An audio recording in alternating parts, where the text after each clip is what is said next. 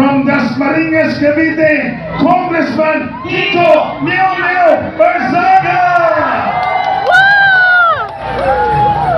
Wala ang busis. Kiko! Kiko! Kiko! Kiko! Kiko! Kiko! Kiko!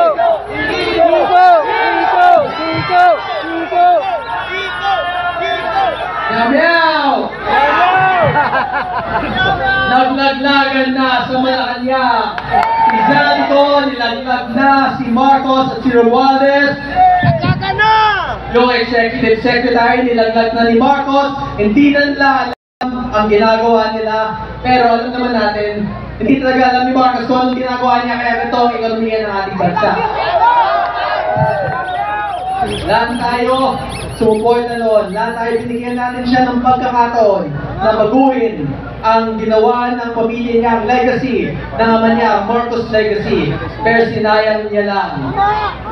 Yung Duterte family, binigyan siya ng pagkakataon, sinuportahan siya, binigyan siya ng tiwala, at pinakulong lang niya ang dating presidente na ginawa siyang president.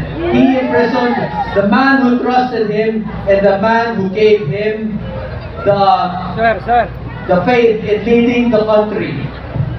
So dati ang sigaw natin BBM, ngayon ang sigaw natin Marcos resign! Marcos resign!